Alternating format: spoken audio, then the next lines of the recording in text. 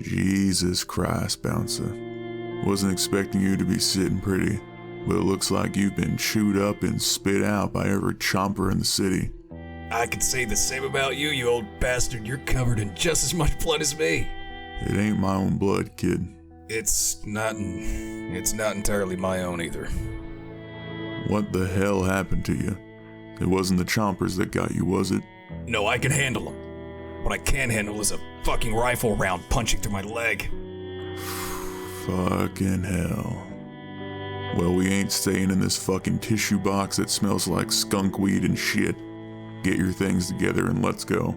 Oh yeah, Bouncer, it's great to see you alive. Thanks for not pulling my head off. Yeah, sure thing, man. That's what friends are for. Surprised, relieved, and concerned with the state in which he found Bouncer, Grover makes his way back to his car as he tries to organize his thoughts and figure out a plan for his injured companion. Considering the young man was alone and suffering from a gunshot wound, Grover assumed that the rest of the club hadn't made it, but doesn't dwell on that worry as he focuses on getting Bouncer somewhere safe.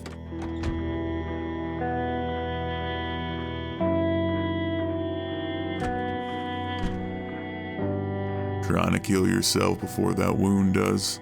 Heaven forbid I take the edge off. When the hell did you become my old lady? You never had an old lady, you punk. You don't know the first thing about being nagged. Maybe not, but I got a feeling I'm gonna get familiar with it real quick.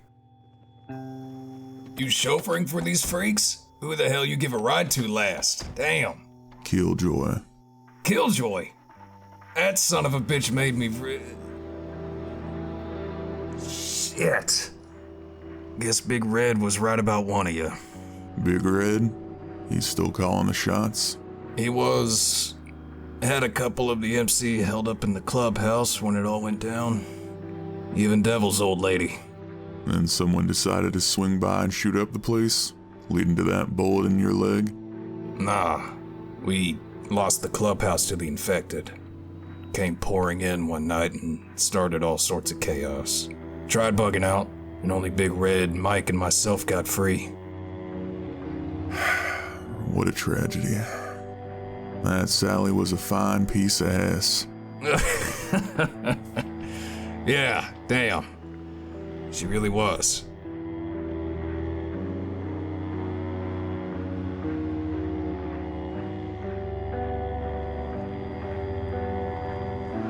Wait a minute, you were held up here? We had to have gone right by you. There's a chair in the kitchen you can rest in. Just try not to bleed all over it while I'm gone. Leaving me already? I thought we'd catch up and order a pizza. You gotta have at least some drinks around. Knowing full well that Bouncer had been neglecting his injury and pushing his body too far, Gills doesn't hesitate in securing more comfortable arrangements for his new guest, knowing that rest and ample medical supplies could make the difference in keeping Bouncer alive. Can you not just sit the hell down and stay off that leg? Just trying to organize shit. Has an entire goddamn armory jammed into duffel bags. Ripping the fixtures out of the safest room in the building, Grover strives to make Bouncer a temporary room that he can only pray the restless man will stay in. Gimpy, I got you set up. Drag your ass out here. Thought my days of crashing on people's couches was done. I was gonna drag you over a bed, but I ain't interested in throwing my back out at the moment. Nah. This is great, Gills. Thank you. I mean it. Alright. You mentioned going right past this place and having Big Red with you, and knowing his control freak ass, he'd be looming over you if he wasn't dead. What the fuck happened, Bouncer? Yeah. Big Red is dead. So is Mike. Just down the road at that military checkpoint. Were you the bastards letting loose down there a couple days back, in the middle of the goddamn night? No, that wasn't us. Well, at least not at first. Big Red thought we could wade through the shallow water to get around the blockade. Avoid dealing with all those freaks trapped in the walls. Sneak past in the dark, and then be free on the other side come the morning. Big Red was in front. He told us he had caught his foot on something when a bunch of fire came from one of those watchtowers, the spray ripping through Red. Mike, me. Red didn't even make a noise. Mike started screaming and I was already trying to step back before I figured out what we had gotten snagged on. Goddamn razor wire. Fuck. Mike started shooting back. Was unable to scare the bastard away for a moment, which let me get my foot unstuck. But then all those dead, they were just fucking on us. The entire shoreline was filled with them, so I started scrambling through the water and trying to get away from the noise. The noise of Mike. Screaming. I didn't know I was hit until I got well past here and further north. Getting back to where we had stashed our bikes, not knowing where to go. I gunned it for home, hoping it was still there. Damn, man.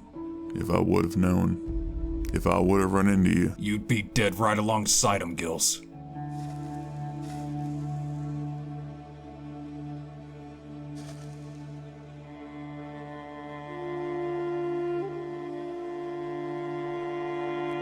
Well, we can't be leaving your leg untreated unless you want to lose it.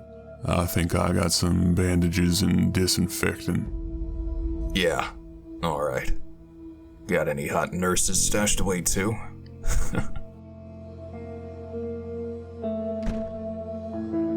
Internalizing the downpour of grief coming with every conversation with Bouncer, Gills copes by putting his mind to the task of finding more medical supplies, happy to stay busy and keep himself from dwelling on the past.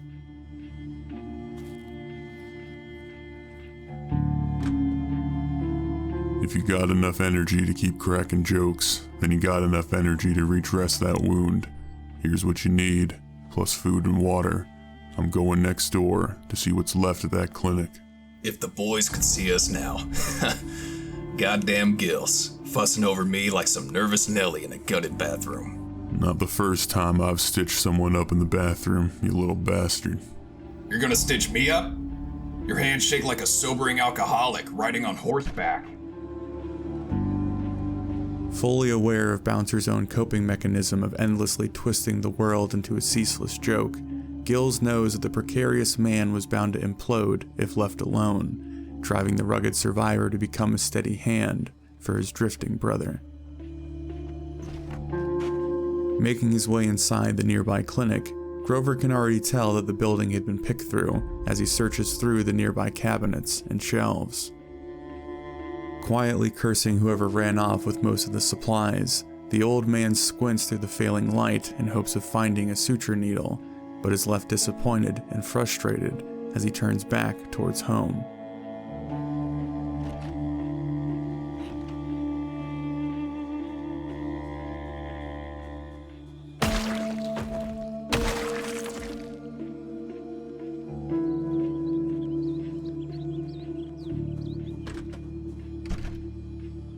I'm about to tie your ass to that couch. Get the hell back in there. You ain't my goddamn parent, you old bastard. It should be your geriatric ass laid up in here. Stubborn piece of shit. Place had already been picked through. Couldn't find a proper needle, but here's more pain meds. Gonna check another place tomorrow. Got you a pillow. No blankie? Aren't you gonna read me a bedtime story? Holding back his own rage as he understands the pain within his friend, Grover knows that he can only keep Bouncer cooped up for so long before the young man's restlessness forces him to do something foolish. Found some more disinfectant, but I'm gonna go check that pharmacy that we drove by the other day. Gills, man, I'm sorry about... Save it. I know. Let me see you get some food in you before I leave.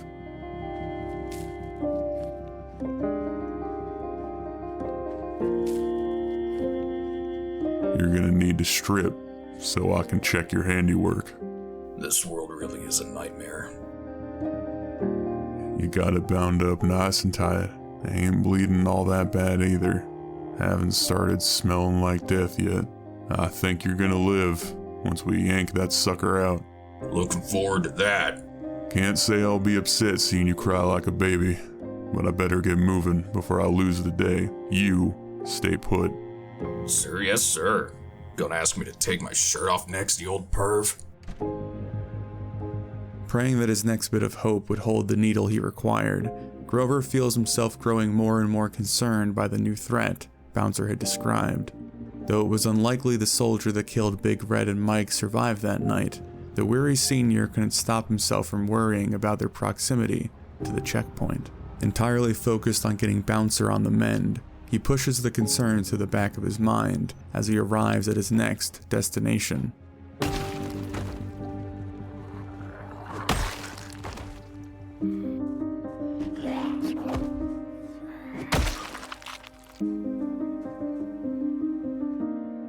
Searching through already looted shelves yet again, Gills feels his own frustration starting to rise beyond his control, prepared to start rampaging through the city before the quiet shelves of the nearby liquor store catches his eye. Though it wasn't the permanent solution he needed, Grover couldn't deny the helpful lifting of spirits as he loads up his bag with whatever alcohol he could find, hoping that the same effect would apply to his injured friend.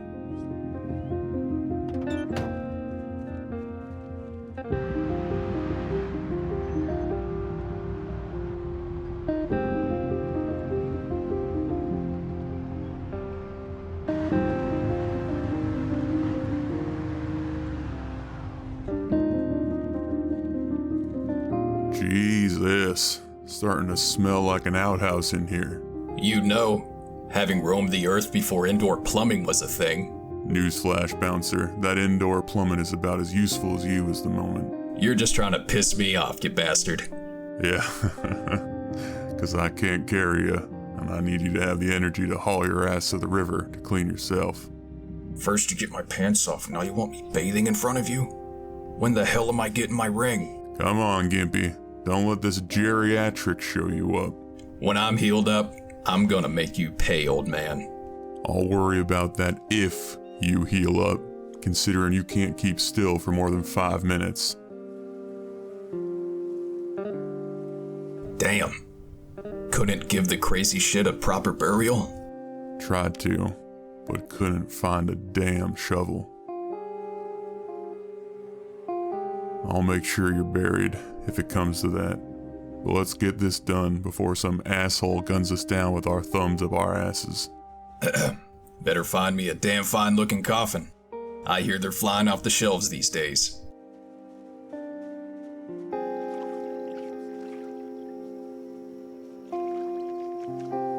Big Red told us it wasn't worth trying to get you because you were so close to the hospital. And Killjoy, well, said they probably executed the prisoners when all this shit went down. He made the right call, Bouncer. You could have wound up dead just trying to reach me, and then we'd all be stuck in the thick of it. But you were alive, Gills. Maybe Killjoy was as well, and we didn't do a thing. We just cowered. Like a bunch of fucking children. That's not how you treat a brother. That's not what this club is about. Bouncer, there's no club anymore. There's no brotherhood, no loyalty, no family. All that's left is moving forward and death. If that's the case, then why don't we just stop moving forward? Because there's gonna be a world after this, and you're gonna be a part of that world, Bouncer. We're going to be part of that world, Gills. Yeah, both of us, kid. You done? Yeah, I'm done standing out here with my junk in the breeze.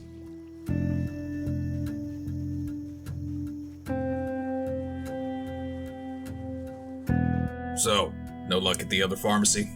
Nah, same thing. Someone got to it first. Though the bar next door was a nice find. Well, unless you plan on sewing me shut with shards of glass, we gotta find some place that hasn't been hit yet. From what I could tell, when I got Killjoy, the prison hadn't been looted yet, and surely they'd have medical supplies, if not a proper infirmary. Along with an armory? Why the hell are we sitting around here then? You're sitting around to heal. I'll go back to the prison. Fuck that. From the sound of it, you've basically cleared it out already. And you're only a short jog from the military checkpoint. So someone should be watching your back. Alright. But you're gonna stay as far back as you can, and you're not stepping a foot inside the actual prison. Deal. Let's get the hell out of here. Confident the prison would be the safest place to let Bouncer stretch his legs and feel useful once again, Grover repeats his prayers for the much-needed supplies and prepares to head back out.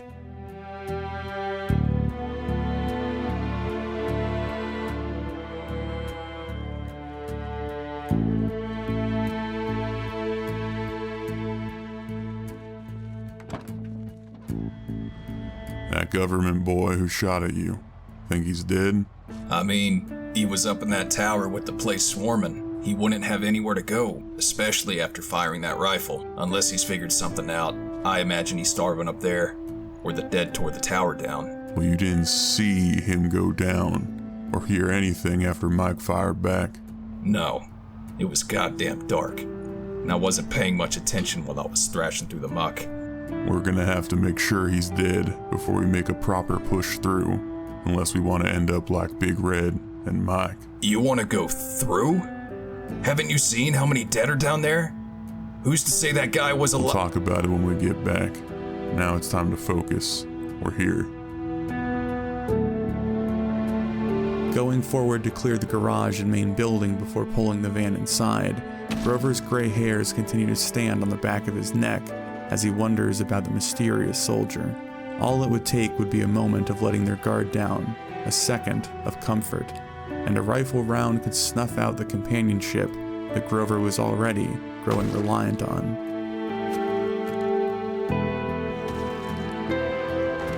Stay by the van and feel free to look around the garage, but stay inside and stay out of sight. Yeah. Just be careful in there, old man.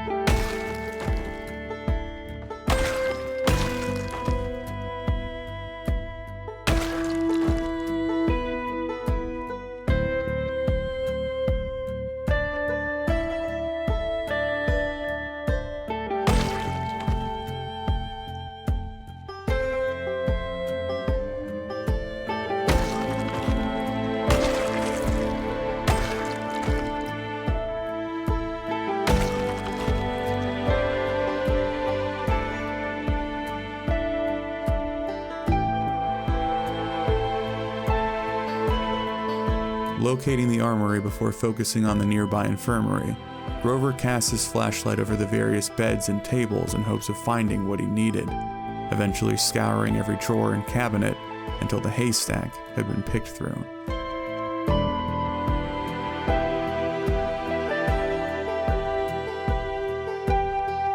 We're in luck.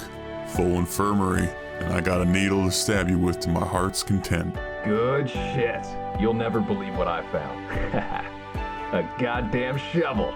Figures. Guess God's having a good laugh right about now. You find an armory while you were up there? Yeah, gonna go grab what I can before we lose the light. Don't let your guard down, kid.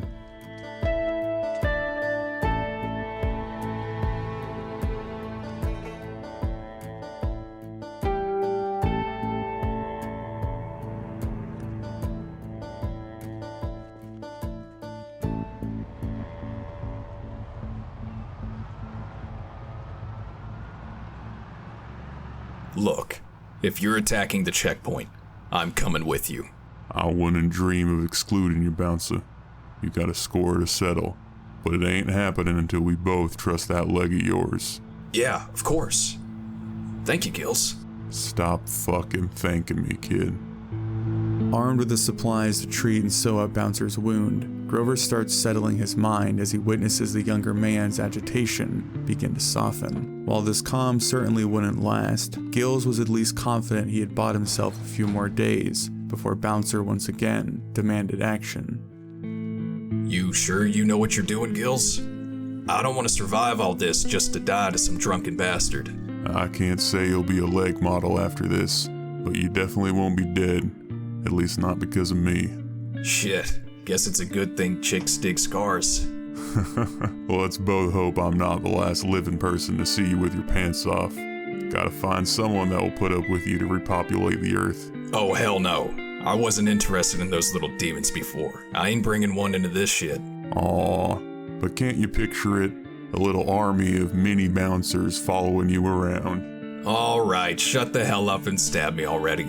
I know what you're doing, you old dog. Hold still, hold still. Damn, that's cold. Ah, fuck. Shut the fuck up. Alright, I got it. It's coming. Shut up. I got it. I got it. There it is. Don't know what the big deal was. That was nothing.